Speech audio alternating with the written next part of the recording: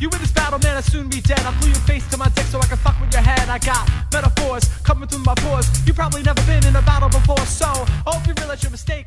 There ain't no party, got some candles, this will be a piece of cake. Folks, welcome to the Before Hours podcast, an internet radio phenomenon hosted by an occasional morning person. I ask the most interesting people I know about their sleep, their routine, life, love, stress, and setbacks, and whatever else comes to mind. If you want to talk to us, you may do so in one of two ways. One, email us at thebeforehourspodcast@gmail.com, or you could DM me on Instagram, Bobby Sheen, LOL, because you know I bring the laughter. But for now, fellow comedian, fellow podcaster, and fellow Northeast native, Mr. Jamie Wolf. Welcome, Wait, Jamie. how did you memorize that? Do you do that speech every time? I do. Oh, okay. I was so impressed. I thought that was off top. I was like, holy shit, Bobby. Look at the smoothest guy I've ever met. I am the smoothest guy you ever met, though. Yeah, you are pretty smooth. Yeah, you are smooth. Mm-hmm.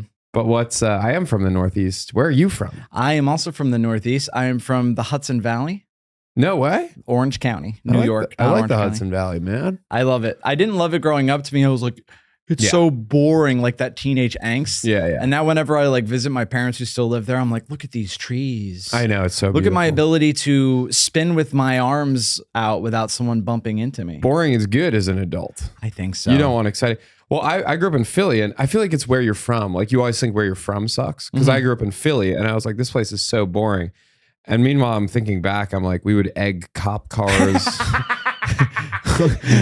we used to go to North Philly and like hang out with like legitimate like gangsters. Oh my God. I'm like it wasn't boring at all. It's fucking Philadelphia. It's one of the more exciting places you could live in America. Yeah. There's things to do culturally. There's scary events. There's like shootings and stuff. Which is also cultural.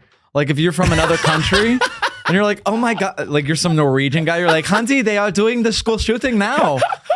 Isn't this so exciting? Oh my God, I've just been shot like real American schoolboy. Yeah, it's like going to like a Midsommar event in Sweden. Oh, look, they're shooting each other. By the way, Sweden, Switzerland, those are both your accents. I just have a very guy from not America in Europe. That's the accent I do. A general European accent. Yeah. That guy was wearing a scarf and smoking a cigarette and being polyamorous. Letting someone fuck my wife. Hey man. That's what I love, like a vague Eastern European guy trying to be American. Yeah. Hey man, I love McDonald's. Let's go eat a burger. You're like, where are you from? Europe, man. Yeah. No. He's like, Dallas. Yeah. What? He doesn't want to say what war-torn country he's actually from. It's the only thing more painful than you being like, did you take part in the genocide? Is us going like, what country is that? I've never heard of that before. Come on, man. He's wearing a tracksuit and he has a cigarette on his lips, but it's not lit. He needs the cigarette on his lips. You're like, how's it staying there? Because he just learned that he can't smoke inside. So he's not. He didn't lit. He put it in and they said, you can't smoke inside. He went, well, I'm still going to keep it in my mouth. You know what?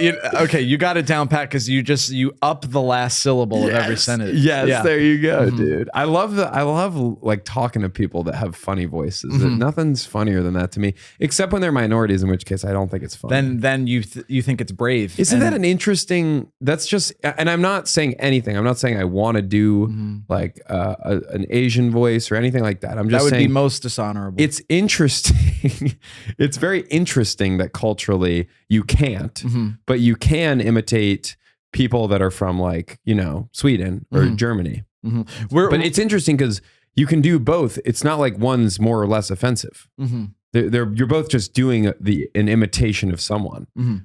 But it's almost offensive because you're like, well, no, those people are doing badly, so we can't imitate them. It's the punching down, punching up thing. Yeah. But you know where that gets murky is that you could do an Eastern European accent and they're not generally having a nice time. They're doing pretty bad. They're doing pretty bad. You know what I mean? But like, because they're white, that's what America does. We put our own racial politics onto the rest everything. Of the world. Yeah.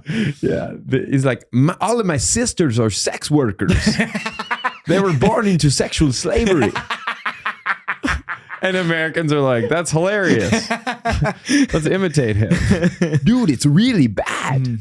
I think if you have an accent and you come to America, you're either gonna, it either makes you, if you're a man, it makes you sexy as hell. Yeah. Or you're fucked. You're like absolutely fucked. And you know what? I think it's the halo effect, like big time. I think if you're already a handsome man and then you talk different, it's like, ooh, and he's got an accent. But if you're an interesting looking man, it's like horns. Yeah, exactly. It's the horn effect. Mm-hmm. The horn effect. Yeah. The horny effect, if you know what I'm saying, boys. Oh, that is true. I don't know what I was agreeing to there, but You're yes-anding. I'm trying to. That's the great thing about hosting a podcast is I could say something outlandish and 90% of the time the guest is like, yes. Wait, what? Looking into the camera, I agree with that. And I support it politically. Yeah. So are you from West Philadelphia, born and raised? You know, it's funny. I am. It's not technically like West Philadelphia is a specific neighborhood, but I'm from the west part of Philadelphia. It's Northwest. Oh, okay. It's across the river from where he grew up. Oh. I grew up in Mount Airy, which is across Manayunk River. Well, I think it's the Schuylkill. It's right near Manayunk, which is across the river from, West Philly. Mm-hmm. Nice. Yeah. Hell yeah. But I want to go to Philadelphia to experience like more of the history stuff. I'm a big history fan. I know you're a big history But guy. I did the classic comedy tour thing where I was there for one night. And so there was a Super 8 right outside of Philadelphia. And that's where you... And there's a Waffle House. And that's Philadelphia to me. Yeah. You're like, Philly's a lot like every other city in America. Yeah, and yeah. that there's a Super 8, a Waffle House. You go to Super 8, you go to the Waffle House, you spend the next 3 weeks emailing the guy, hey, no pressure, don't want to bother you, but the money you promised me, I would like to have it. Philadelphia. Dude, I sent one of those today. Hey, man, you did it. We signed a contract, so it would be nice to have the money from it. A buddy of mine has a dad. What a clunky way to say the story. Wait, that's awesome. I wish I had that. Do you not have a dad? Sounds great. No, I have a dad. He just sucks. Oh, okay. 10 minutes is too early to get into the dad sucking thing. I have to tell. You're like, that was pretty on your chest, huh? You really need to get that off. Welcome to the Before Hours podcast. My dad's an asshole. All right, well, we're gonna get to your dad, so be prepared. Okay? And Mr. Wolf, if you're listening, you're on notice. Okay? But your friend has a dad. My friend has a dad, which is an awesome thing to have. It's I think having a dad is pretty cool. My dad is pretty cool. Not to flex. Yeah, well, you're a fucking asshole.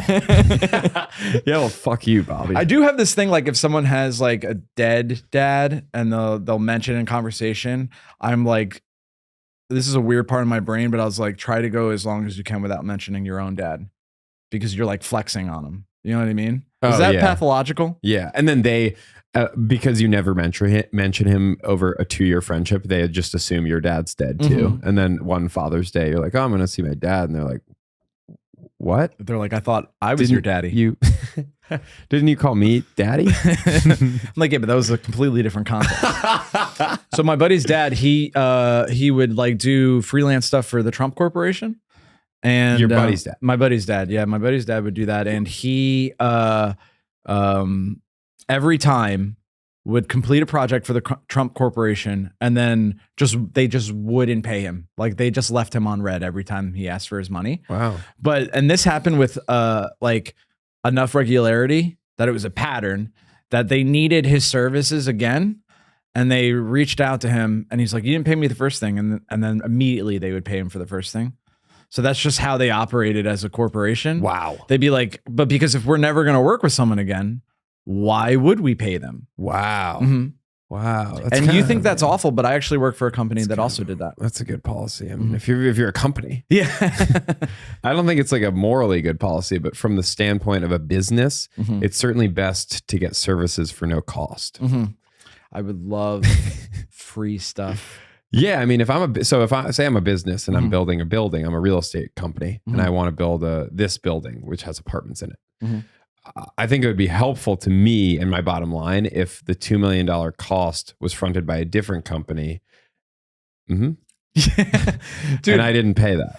Honestly, I think learning more about how the world works, I'm like, even if I had the work ethic or intellect to become rich, I have this pesky fucking morality that's keeping me from it. It makes it really tough. You know what I've done recently, and I mean this is not like interpersonally, but like publicly, sort of just do away with morality as a concept. What a terrifying thing to say.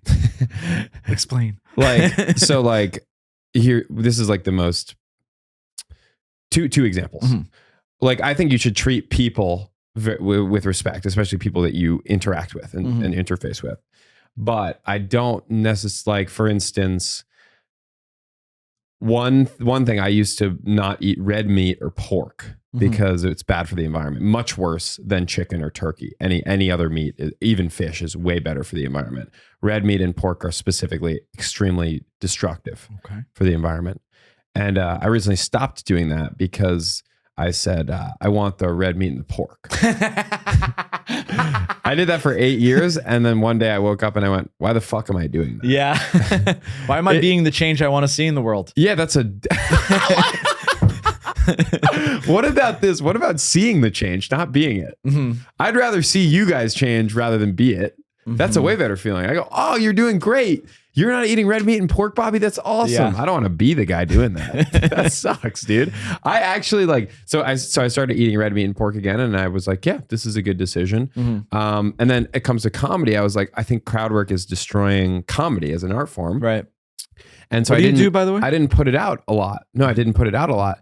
And then one day I was like, well, but I need to make money for me to make a living. And the only way to post enough to do that now is to post crowd work. So I went, okay, I'll destroy the art form. Yeah. That I 100%. Yeah. I feel that way with like, because I see people on their phones and they're, whether it's like TikTok or like Instagram Reels, they're not paying attention to one thing for more than 59 seconds. And it is like bad for our mental and physical health. Hugely. But I had this, I'm like, well, I'm watching people who have a different sense of stand-up, but they seem to have followers. Yes. The thing about having followers is that is very important. Yeah. And I have 1,700, which is, boy, does no one answer my emails, dude. 1,700. And how do I get there? To like, what is my title going to be? Like, very, very good at stand-up, parentheses, promise.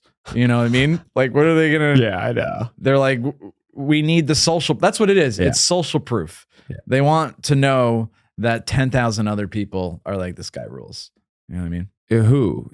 The club? Yeah. Or who are you whoever I'm emailing. Whether it be a club owner. Who you're emailing, it's not that. It's only, literally the only consideration is, can he sell tickets? If you had 1,700 followers and all of them would buy a ticket to a show, they would still book you. It's just like, that to them is an indication of, again, they're a company. They literally don't care about, it took me a long time to understand this, but no one in comedy except for me and a couple comedians, not even most comedians, a couple comedians cares if comedy's good.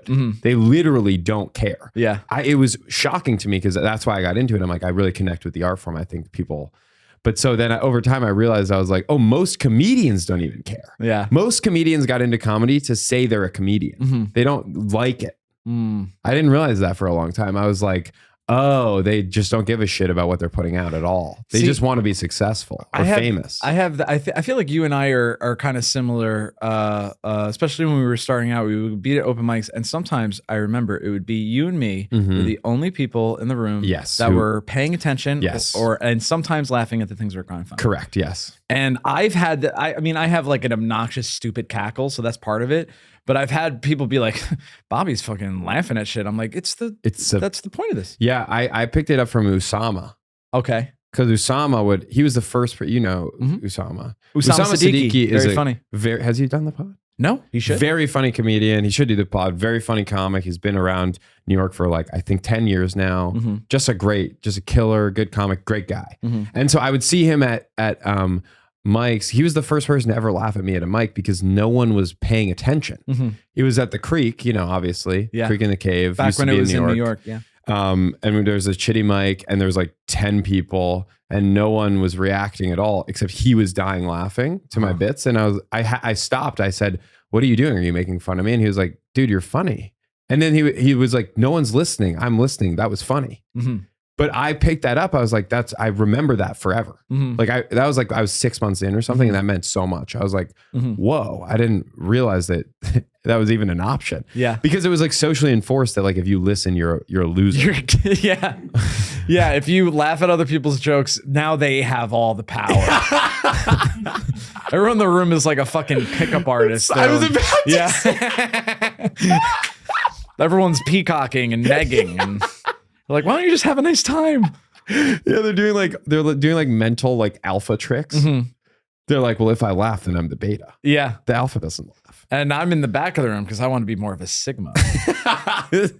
Dude, I went on a date with this girl. This was a while ago. And it First was of all, awesome. pretty cool, right? We Yep. actually like didn't vibe that much, but Not great. it was one of those ones where it was like, okay, so this is we're not supposed to be in a relationship with each other, but I did enjoy our time together. Mhm. Like that was what it was. Mhm. But and actually, because we were talking about that, and she's like, I'm just glad you're normal, and I'm like, what experiences have you had that I am normal, right? You know what I mean? And she's like, well, I went on the date with this guy, and quick aside, Jamie, I forget that not everyone's like as online as I am. You know what I mean? Oh yeah, I'm not online. Are you online? I know a lot of the acronyms that people are using across multiple. Fuck, I Yeah. don't. I honestly don't. I mean, it's not something to brag about. But anyway, she yeah, goes, me being impressed. Wow. Yeah. You know Well, DILF? you That's awesome. Cool. So she's like, I went on a date with this guy, and he let me know like right away, like before the food even came, he was like, I just need you to know that I'm not like most other guys. Mhm. I'm what you would call a sigma male. And she was like, what does that mean? And he's like, well, you got alphas and you got betas, but I don't fit into that binary. Alphas need the attention and validation of women, but sigmas, much like Travis Pickle and Taxi, don't need that about. And I'm like, I was so happy that this guy exists. That rules so much. That guy getting your dick sucked in the future. Yeah, He's so exactly. bad. Exactly. Her? Wow, I'll suck anyone else's dick with this guy. So when I'm on a date with a woman, I keep the fact that I'm a sigma male to myself. You know what I mean? You can be one, you just don't let that be known. Dude, the level of fucking of the lack of insight that some men have, it makes me so happy because I'm like, well, they are my competitors. So hell yeah. Like you said, yeah, that guy got my dick sucked. Yeah, it was her crazy. In that moment, the next guy who's normal who I go on a date with, I'll suck his cock. And then I show up and she's like, fucking close enough. Fine, whatever. Yeah. He's got red sideburns, but whatever. As long as he doesn't seem like he spends too much time on the internet. Sigma is so funny. Do you consider yourself a Sigma male? I don't Okay, you're use kidding, any right? Greek alphabet to describe myself. I love that. That's a good policy, dude. Yeah, I You're think not so. an epsilon male, Omega male. a zeta male. I think that's a thing, right? Omega male, like a male that gets enough omega-3s in his diet through like fish and chicken. A male with a Mediterranean diet. Yeah. An omega male.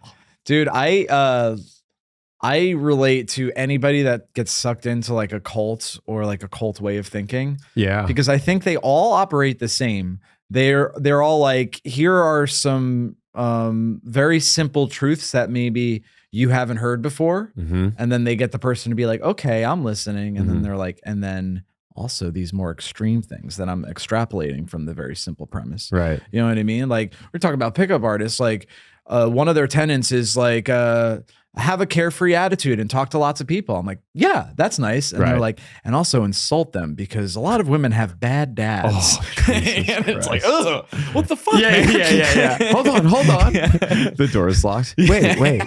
I've got a couple other things to tell you. Dude, my Wear big hats. What? What? Is that a personal thing? No, the bigger the hat, the more pussy you'll get. It's a conversation starter. Why can't I just say hi? Mhm. Hold on. Have a boa constrictor wrapped around your neck. Women will come up to you and say, wow, is that your boa? And you can fuck them. That's Isn't it crazy? I used to read like pickup artist books when I was younger. the game. Yeah, The Game. You've read The Game? Yeah, of course. Ah, I've When read I a was like, summary of the game. when I was like 16. Well, honestly, that's all you needed. Mhm. I mean, it's like pretty crazy. I was like 16 and I swear to God, even when I was 16, I was like, this feels a little dishonest. Yeah. I'm like, I want to fuck and I've never fucked before and I'm a virgin, but this feels like an extreme way to go about it. Yeah. And then I read one book that was actually legitimately good about, I guess not pickup art. It was more dating in general. Mark Mason. Models. Yeah. Models. Where he's like, you got to have interests. You got to be yourself. You got to be vulnerable. And he's like, don't use any tactics. Yeah. He was like, the best way to get laid is to have interests outside of getting laid. And that's 100% true. Yeah, you can't be like, so I like jerking off. I like titties. I love pussy. I love missionary. I love doggy. On your dating profile. Although that's kind of what Field is.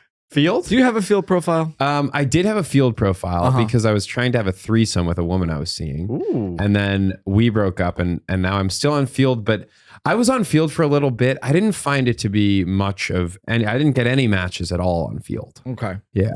Do you do Field? I don't use it and I don't mean this in a sex negative way because I'm not sex negative, but the premise of the app makes me a little sad because my understanding is you're like, here are all my fetishes, right? Okay.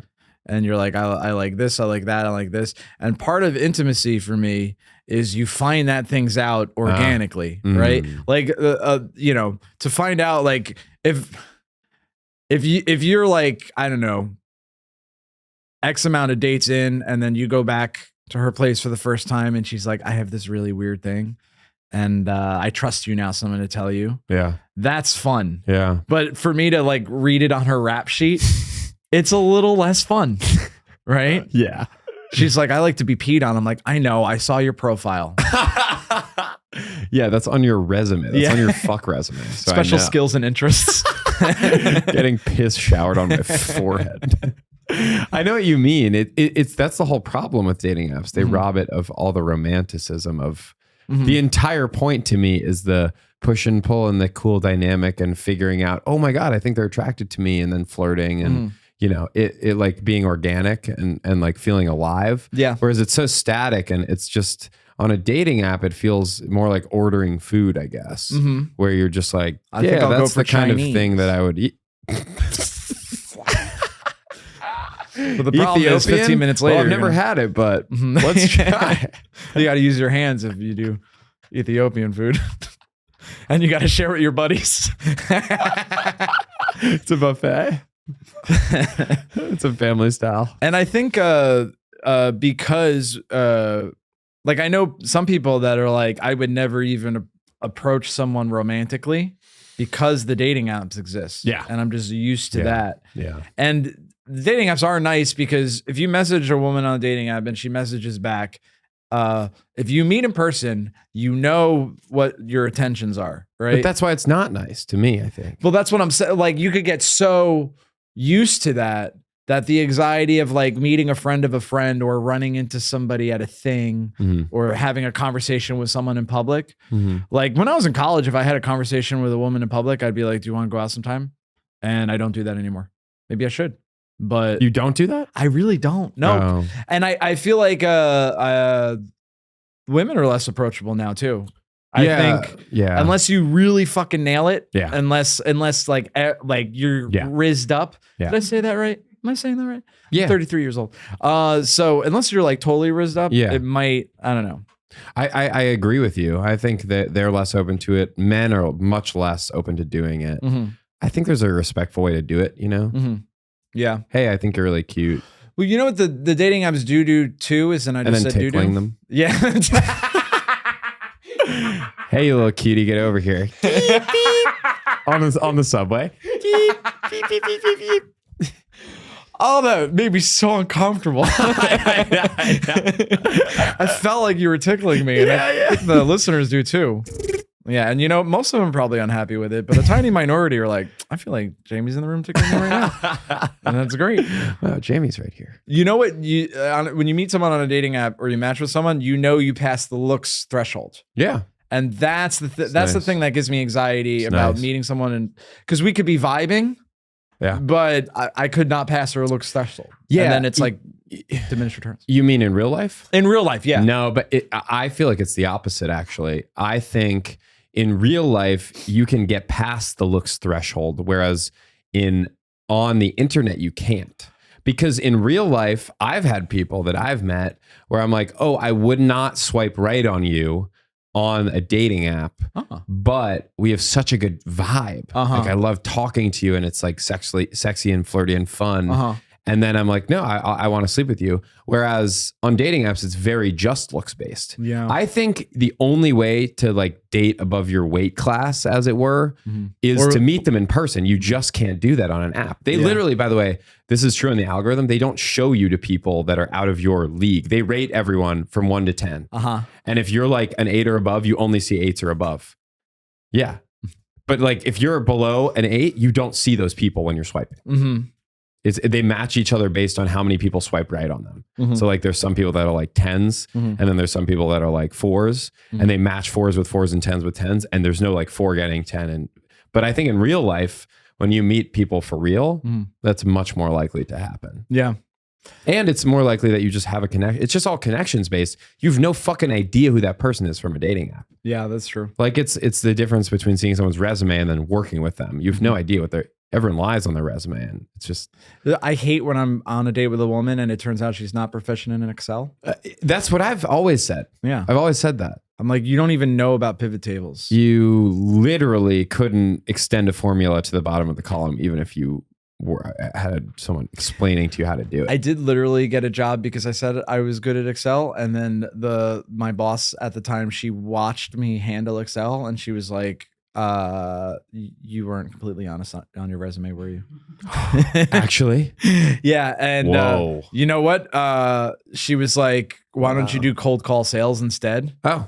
And I'm really good at that because I could talk and I don't mind bothering people. And those two skills together mean that I could. That's the best skill set for cold call sales. Yeah. So then you just got a different job at the company. Yeah, it was kind of weird. Wow. You know, the premise of that job was very funny to me because I found it on Craigslist. So already, it's going to be great, right? And the advertisement for it was so very short. It was basically like, they wanted a bachelor's degree. They wanted 3 to 5 years of administrative assistant experience, and I didn't have that. And they were like, "This is a great job for someone who moved to New York to pursue their passion. This is a good 9 to 5 to give you the opportunity to do that." That was so the advertisement for that job. Yeah, is it could help you get another job, pretty much unrelated. They're like, "Are you an artist?" And when I joined. Here's the thing that like depressed me when I got that job is because I don't keep being a comedian a secret. I know some other people do, but I think that it's very cool. So I talk about it all the time. Oh, okay. So I keep it a secret. You do? I mean, I used to I get it. Well, I used to keep it a secret from employers. Yeah. But I didn't keep it a secret from these employers because they specifically said they're like, and then I'm like, okay. So I talked about it during my interview, and I was like, here's how the skills will transfer to this office job, right? BS. But I started meeting other people that work for the company, and they were all like this one guy is like, "Oh, I used to be an actor," and this other one was like, "Oh, I used to be I used to take the music that I do more seriously." It was all people that like gave up on their dreams. I don't mean that pejoratively. Like that's they just what it's. Yeah, some people. And every time I like talk to my boss, we'd have like a quarterly check-in. She'd be like, "How's life going?" And I would tell her about my life, and I'd tell her about comedy. And every time I said comedy, her eyes would widen, and she's like, "Oh, you're doing comedy." And I realized that the model for that place of business was we'll hire young people who are eventually going to quit their dream. And I was the one outlier. And then they're going to be stuck. Did they try to make me manager? And I was like, no. Yeah. They were like, why? I'm like, because of the comedy thing. Yeah. I remember one time I quit this other job, and it was a secretary job, and there was a janitor that worked there, and he was an old black man, and which is very exciting because I finally had a black friend. And he liked me, and we would chit chat. And then one day I quit the job, and I actually quit because it was terrible. But I've quit multiple terrible jobs this way, which is I would say comedy is really taking off. Yeah, which is so very like you said that. because I can't. I love that. Because there was multiple like terrible New York City jobs that I had where I'm like, I can't even like try to get another one. Like, this is so bad for my mental health that I'm just gonna leave. You don't need to be, yeah. And I remember I told this older black guy, the janitor that worked for this place, I was like, I'm leaving. This is my last day.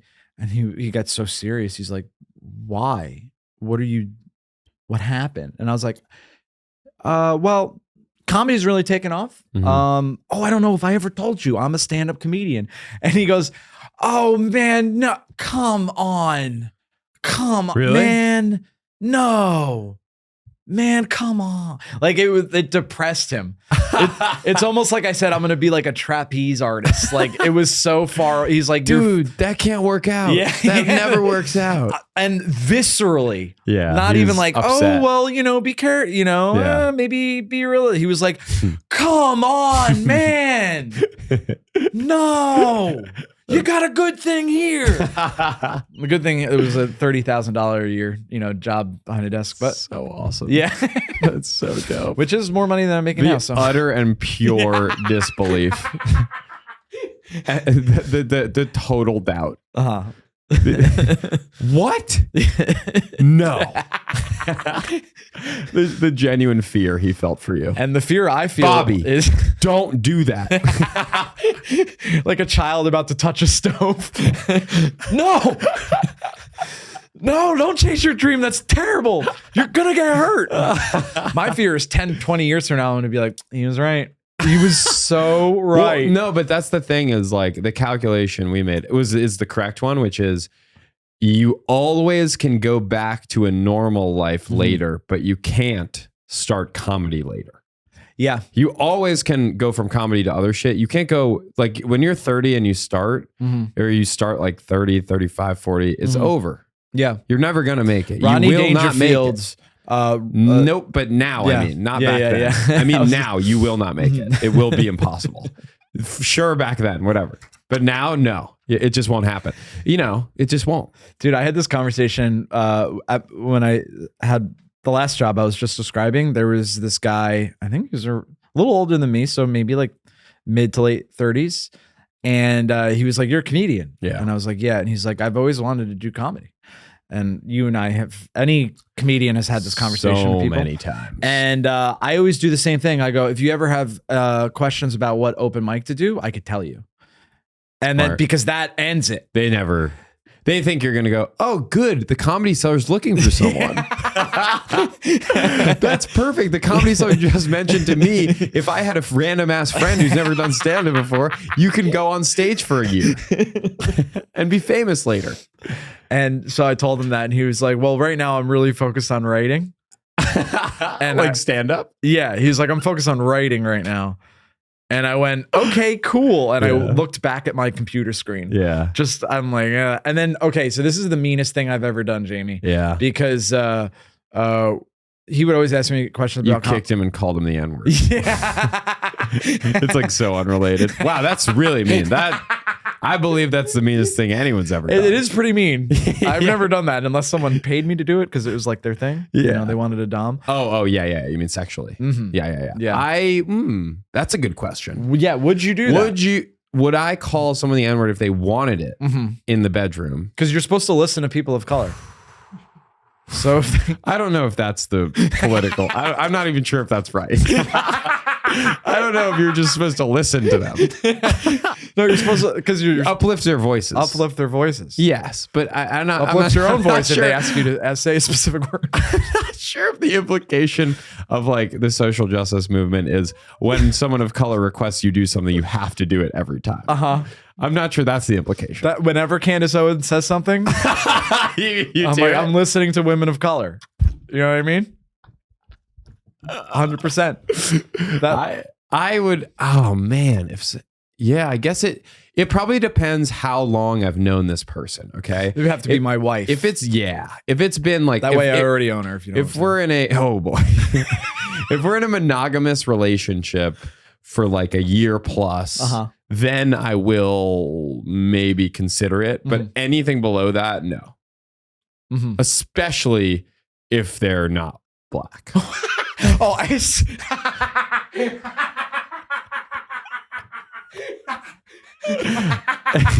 If they're not black, there's a very little chance I'd entertain it.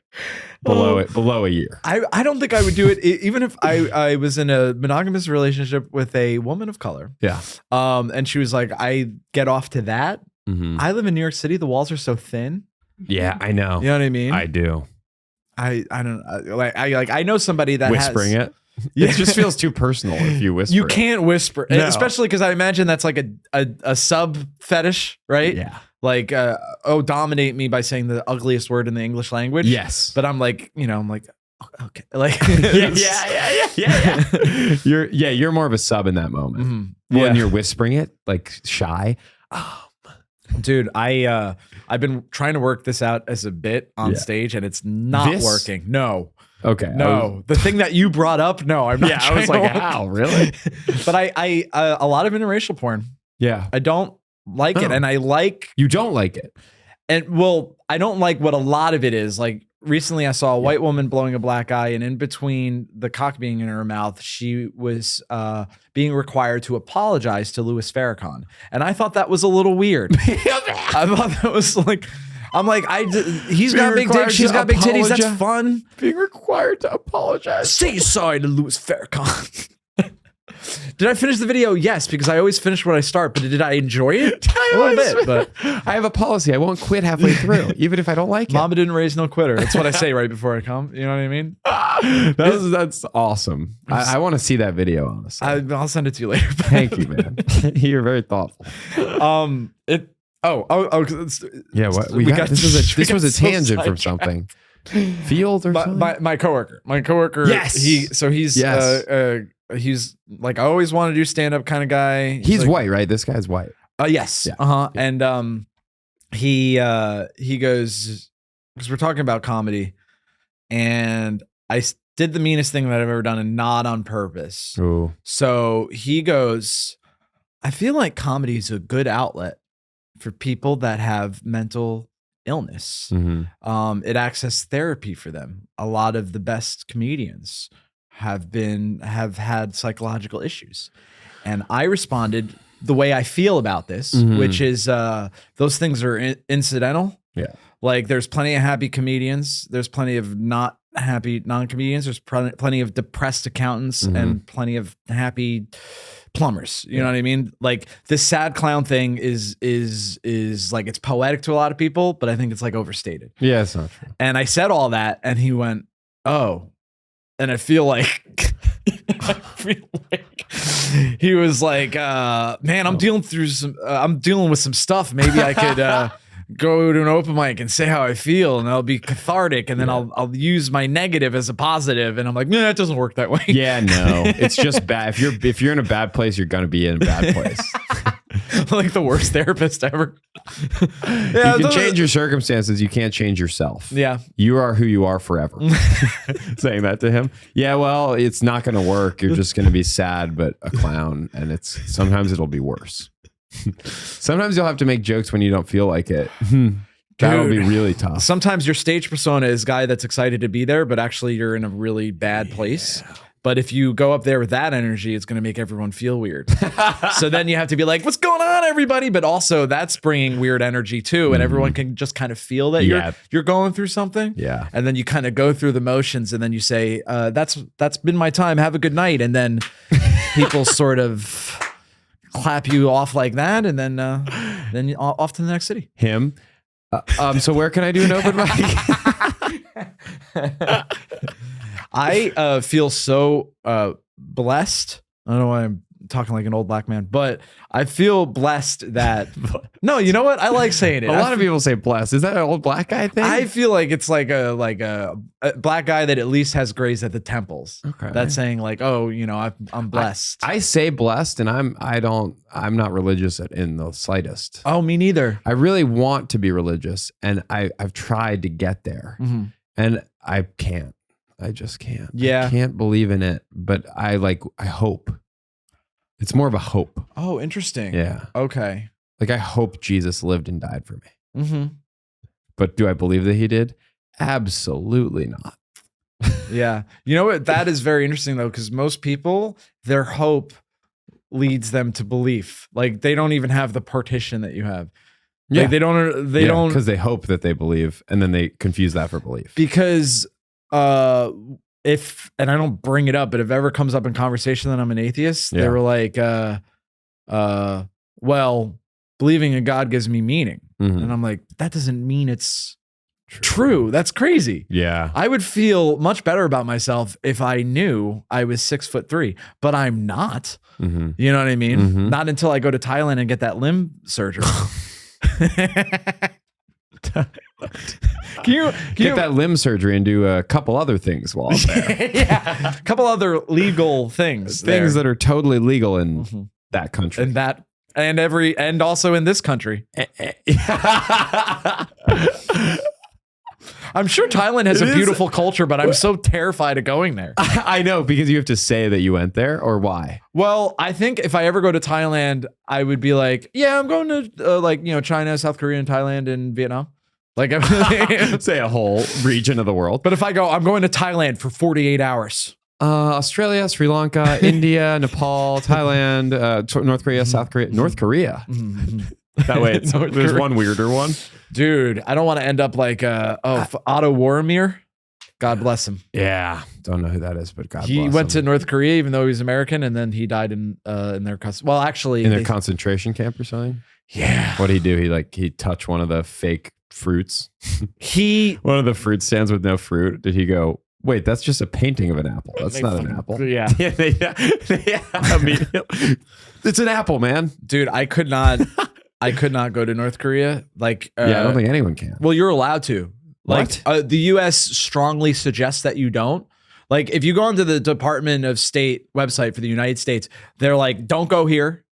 They can't tell you not to. Wow. But they say, don't go here. And if you get in trouble, we probably can't help you.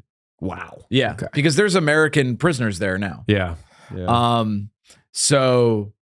I was looking, there's a tourism company in China. So as an American, you could go to China, and then from China, you go to North Korea. And they have rules. They're just like, here's what you got to do in North Korea.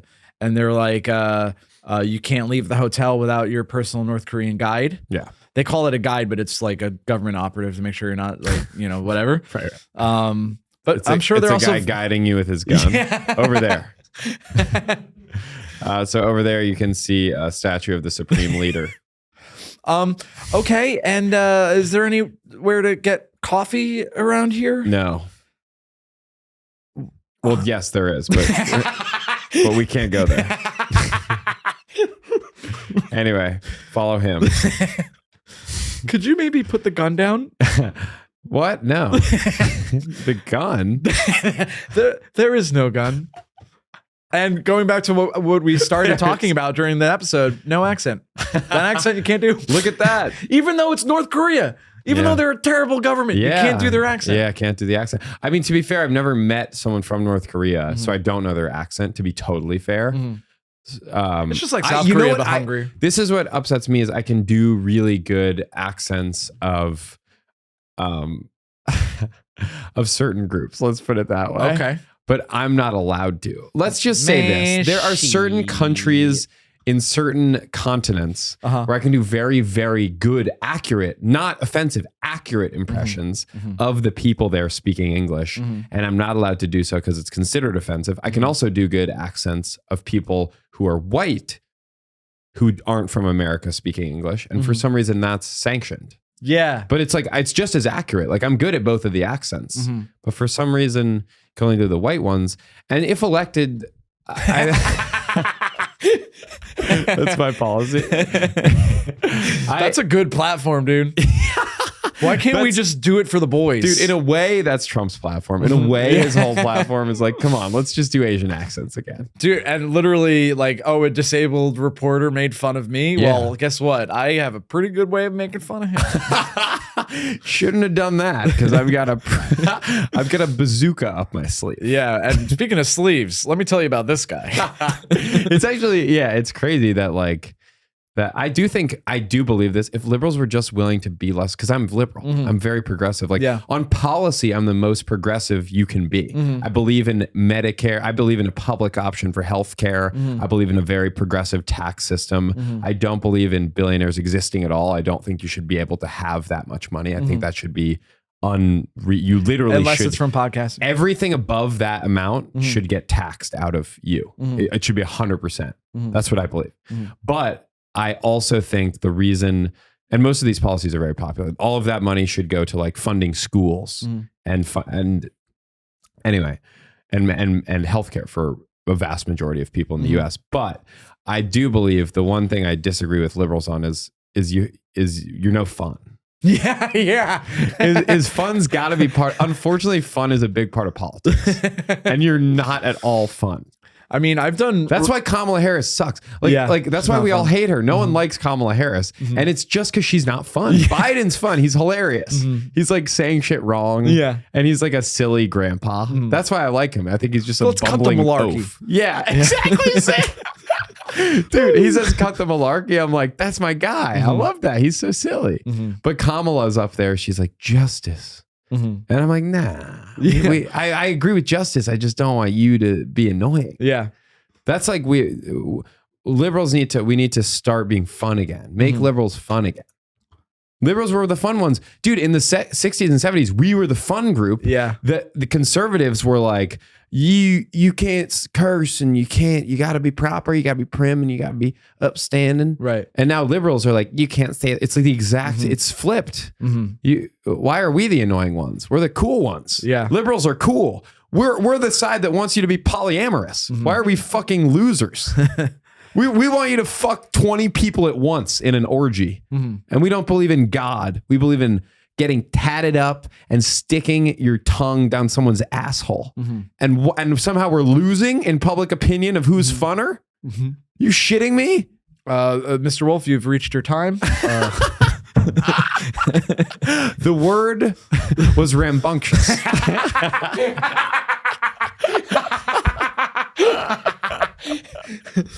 Well, speaking of words that start with R, why can't we say this specific one anymore? Huh? I think if liberals were willing to overlook use of the word retarded, they might actually get more funding for retarded people. I think because they would get elected to such an extent that they could actually make change for people that they believe in. Instead of policing language, how about you help fucking people? No one gives a shit. That's the name of our nonprofit. Say retard to help retard. SRHR. Dude, I'm not like a guy who rips it. I'm just saying, like, you can't, just the way I just said it, you can't get offended when someone just says, if you are willing to say, like, I'm not saying it pejoratively. Right. I'm just saying a word. And that's not what I believe about the N-word. You should never say the N-word. Yeah. Unless you're listening to rap music, and then while you're listening to rap music, you drop something, and then in anger, you swear. You happen to swear, yeah. That was satire. We're doing satire. We got to talk about your bad dad, dude. We brought it up 10 minutes ago. Or 10 minutes into the podcast. Wait, before I do want to talk about Thailand briefly. Okay. Because I think it's funny that you don't want to talk about your own trauma. You want to talk about other people's. Yeah. Briefly, I just had I felt like it's funny to me that you can go to Thailand, do things that are illegal in the US, come back to the US, and that's not prosecutable. Like you can, I believe why people go is they're pedophiles, right? And they have sex with like 13-year-old kids. That's why some people go to Thailand. It's also a beautiful nation. Yeah. And there's legal pedophilia. But that's what I've heard, that why some people go. It's weird. It's not funny. It's strange to me that you can go to Thailand, have sex with a 13-year-old, come back, and you could tell people you did that. I think it's just really hard to prove. I think if they I could go there, do it, come back and be like, Bobby, I had sex with a 13-year-old, and you can't arrest me for that. Can we clip that, by the way, Maxim? Isn't that weird? Is that true though? If it's illegal, yeah, bro, you can't get prosecuted for a crime you did in a different country. That's not possible. You can. I think. Really? Okay, I was talking out of my ass. I didn't know shit about any of this. Here's Maxim, can we look that up? I have no clue if that's true. So, okay. Yeah, I think Thailand has an extradition treaty with the U.S. No, but that's the. But that's only if you do something that's illegal in Thailand. Yeah. So, but if you go to Thailand and prostitution above the age of 12 is legal, I think. Really? No, that's why people go. I didn't think it was. I thought it was like easier to do. I didn't think it was. So, Maxim, you're gonna have to go on to. This is very important. Go into Google incognito mode. Google incognito. It's just information, but if anybody sees you Google age of consent country, Thailand. You can never go to that country now. Age of consent in Thailand, and then is prostitution legal? One back to back. You know what I bet it is? It's decriminalized prostitution, and probably age of consent is like somewhere between 16 and 18. But I don't think so, man. I thought, well, maybe. I don't know. What? Sorry, go ahead. I just love the idea of someone turning on the podcast at this exact moment. I have to disagree with you. Yeah. Maxim, do we have a number? Here's the thing: I'm also not going to Google it. Why, Maxim? Are you afraid they're going to catch you for being a pedophile? If you're not a pedophile, just Google it. Mm-hmm. Have I convinced you now to Google it? The only person who wouldn't Google the age of consent in Thailand is someone who's a real pedophile. Okay, I'm Googling. He's Googling. You should be a lawyer, Jamie. That was amazing. All right. Okay. It's not technically legal. Oh. Okay. It's just it's unenforceable. They don't have the legal structure that we have in the U.S. Like police are just it's not as strong as of an institution in Thailand. Mm-hmm. Wow. It's not illegal, but it's illegal to be open and shameless about it. So you gotta like keep on the low. Very strange distinction to make. So, sorry. Can people hear him now? Yeah. They said it's He said it's legal, but only if you're on the low about it. It's illegal to be open and shameless about prostitution in Thailand, which is really who is doing the latter anyway? Extremely, what a judgment call that is. Yeah, you're like, hey guys, I'm gonna fuck prostitutes. You know, it's weird. You're just like going to the old lady on the bus fuck prostitute's hat on. Yeah, sir, that's illegal here. What? Fucking prostitutes? No, wearing the hat. Them, sir, you can't do that. What? I can't fuck No, you just can't wear the hat. Have some, the hat. It's literally what like conservatives say about gay people. Just don't throw it in my face. Yeah. You could fuck sex workers, but just don't throw it in my face. But that's the law, though. Yeah. So it's the 4 Hours podcast, JB. Are you a morning or a night person? We spend enough time on this. Big night person, which is a huge boon for me because my job is at night. Oh, I'm so jealous. I legit, a lot of mornings, I will sleep through the entire I'll wake up at noon or 11 a.m. or noon, which is, I feel like 11 a.m. to me is the end of the morning. It's starting to be like the beginning of the afternoon. Yeah. Even though noon technically is. Mm-hmm. So often I fully skip the mornings entirely. I'll stay up till like 2 or 3 and wake up 11, 12. Okay. Yeah. I try to get 9 hours. I have just, my life is incredibly lucky. Mm-hmm. I'm so lucky to live the life that I lead. Yeah.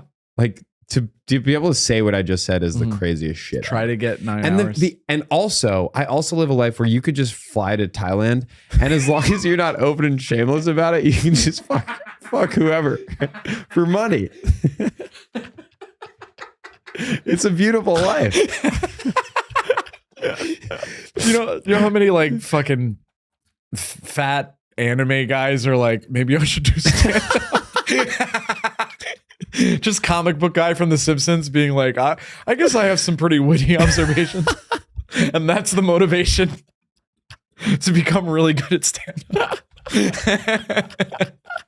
And then one day he slips because he's on some talk show and he's like, well, you know what really got me interested in the on Fallon. Dude, what would Fallon say? And then Fallon's like, oh, that's great. That's great. Wow. Okay. It's terrible thing what's happening in Thailand, but well, thanks, man. Thank you so much for coming on. I appreciate it. Dude, the fat guy. So I've got 4 women. They have to have sex with me. Fallon. 4.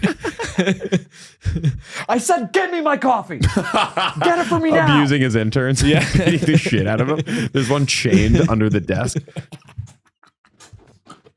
I love that all these like publicly happy people are getting canceled for being like assholes. Nightmares. Yeah. Yeah, because I'm like, come on, there's no way they're like that all the time. Yeah, they're not. So full disclosure, this is like 3 people removed. I have like a friend of a friend of a friend that works for Fallon. Yeah. And apparently this person was tasked with buying his wife a gift. And not like, can you buy my, I'm busy. Yeah, it's like, get something for my wife because it's our anniversary or whatever. Holy shit. Yeah. Wow. I'm like, damn, that man has demons. I know. Oh my God, yeah. I know people that worked at Fallon and they got not by him, but they got like harassed and it was just a bad situation. Oh yeah. Toxic work environment. Toxic work environment. Yeah. And I'm not saying anything about Fallon specifically other than he's not funny and he beats his interns. I would never accuse him of anything beyond that. But I am saying that, usually it starts with the top. And then specifically he probably beats his interns. Yeah. Allegedly, definitely. To lodge a vague accusation, it usually starts at the top, and I know people who are abused in that environment. And then to make a much more specific observation, he beats the shit physically out of interns. He chains them up and then wails on them like a piñata. And when blood comes out, he goes candy and he drinks it. Jamie Wolf's a comedian doing a work of satire. This is not to be taken seriously. And if I'm ever invited on Fallon, I'd love to do that. Yeah. That would be so funny if that was even a thing that would be remotely available to me. Yeah. I mean, it's not available to me. Yeah. It's not available to any of us. Yeah. That's why we're talking about it. No one who's been on it would talk about it like this. Although I know people that were on those talk shows and then I see them, we're at the same places. So of course. Yeah. Of course. I don't know if that should make me feel good or should make them feel bad. Maybe a little of both. I think if it was, it depends who, I guess. If it's Fallon and you're in the same place, he should feel bad. Something's gone wrong. Yeah. You shouldn't be in the same place as Jimmy Fallon. Yeah. He should be in places that are nicer than where I am. I think if I was, because I know so many people in the scene where I'm like, hey, you got to stop drinking. And I'm not close enough with them because people know that I'm a sober Sally, as are you. Yeah. Yeah. I don't know if you've had this experience. I'll have a comedian come up to me and be like, Bobby, good news. I'm not going to drink anymore. And I'm like, that's great. And then like a few weeks later, I just see them and they're drinking. Yeah. And I'm like, I've had so many people do that. It's such an uncomfortable situation to be in. Because what's my place? What do I? Yeah, I don't know. I don't know. What do you do? I've had people, nothing really, and I don't. Yeah. Maybe that's not good, but I've had enough people be like, "So you're sober, right?" Yeah, I thought I needed to be sober for a while, but I actually don't. And then I have to listen to them be like, "Here's why I'm not an alcoholic," and then they say a bunch of stuff that sounds like something an alcoholic would say. And then I have to be like, totally, man. Yeah. Good. Nice. Well, I used to be, this is another change I made recently. I used to be fully sober for many years. Never had a problem with alcohol or anything. The most I ever drank was twice a week. Oh, okay. I had a problem with OxyContin specifically and painkillers in general. Yeah. And I got sober for like 5-6 years fully. And then I think like a year and a half ago, I'll drink like once every 2 weeks, maybe 2 beers. My limit is if I ever feel out of control, I don't. So the most I'll have is 2 beers because if I feel out of control, I've gone too far. Okay. So I make sure I'm like 1 to 2 beers like every 2 weeks, but I never had a problem with alcohol. So I do still drink, but I'm fully sober from OxyContin. Sometimes I smoke weed, but that's interesting. But you're sober. I'm sober. Let me tell you, if I took OxyContin, I'd probably beat you in a game of who can eat the most OxyContin. Challenge accepted. I can't even smoke weed, dude. Yeah. That's how, like, I have such an addictive personality that substances besides caffeine, and even caffeine, I'm like, I forget who said this, but someone tweeted like, you're addicted to caffeine when you get sad that it's nighttime. Yeah. I'm like, because there's always a point in the day where I'm like, no, you have to stop drinking caffeine. Yeah. But no one ever ODs on caffeine. No, that's true. But I mean, I guess a panic attack is an OD on caffeine. Oh yeah. I've never had one of those. But yeah, you can, really? No, I've never had one. Whoa. I guess I'm lucky. Why were you an addict? I was running from anxiety. Oh, we're all running from something. I think, what's the emotion you wouldn't confront? I think it's a mixture of things. I think this is such a funny point in which we have to end. So I'm It's a gonna, mixture of things. Tune in next week. yeah, I'm gonna try to say this in under 60 seconds. It was basically, I think I had a lot of negative emotions. I think depression and anxiety, but heightened by the alcohol and also poor impulse control. Yeah. Because this isn't every alcoholic, but really when I stopped drinking, I was like, oh, I'm more or less okay. Yeah. You know what I mean? Yeah. It's I remember reading on the internet, and I identified with it a lot. It's like when I'm upset, I'm like, go to bed and then try again tomorrow. Yeah. Whereas I'd be like, oh, I'm going to be drinking till 4 a.m. and then tomorrow's going to be an awful day Even too. worse. Yeah. You know? It's a spiral, a negative spiral. But yeah, I think going to sleep changes your life. Truly, if I feel sad and it's like 10 and I don't have a show, I'll just go to sleep. I love going to sleep. I wake up and I'm like, I feel pretty good. Well, Jamie, let me tell you this. Nobody listening to this episode is going to sleep because it was captivating. We learned a lot. We didn't learn as much as we could because, Maxim was a little stingy with the Googling. But I had so much fun, Jamie. Tell the people where they can find you. It's not illegal to Google how Your to be Honor. a pedophile. Your Honor. What? Your plugs, my friend. We're out of I have a time. podcast in this studio. It's called Can I Go Home Now? Listen to that podcast. And then I also have, I tour, I guess. I'll tour in the fall at Jamie Wolf Comedy on Instagram. I'll post my dates. I also have a website, jamiewolfcomedy.com/tour. You can fill out a form that tells me where to tour. Hell yeah, dude. Check that out. And folks, remember, early to bed, early to rise makes a man healthy, wealthy, and wise. I'm just playing Night Owls. I love you.